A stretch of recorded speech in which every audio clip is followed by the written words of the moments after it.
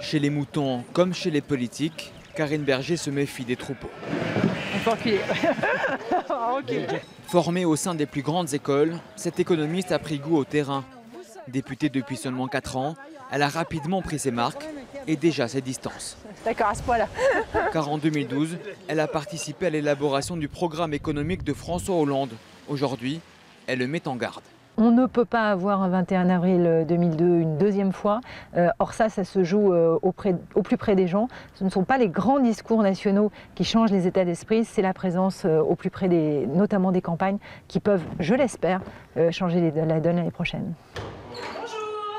Ni légitimiste, ni frondeuse, Karine Berger veut incarner une troisième voie au PS. Vous allez bien ? Et vous ? Ça va, oui. La députée n'hésite plus à critiquer la politique du gouvernement. Son soutien à François Hollande en 2017 n'est pas acquis. Ce jour-là, vers l'Assemblée, Karine Berger a le sourire des grands jours. Elle a invité à déjeuner quelques membres de son mouvement politique La Fabrique.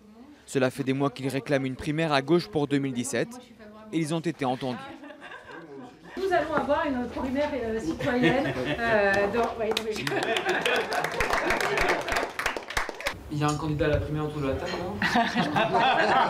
Karine Berger reste floue sur ses ambitions. Est-ce qu'on peut déjà s'interroger sur un certain nombre de choses sur lesquelles on n'a pas été d'accord pendant le quinquennat ? La question du CICE, la question de la politique économique, la question de la déchéance de nationalité. On voudrait d'abord commencer par redébattre de ça et en fonction des réponses, on verra ce qu'on fait pour la primaire. Mais ses amis la poussent à accélérer.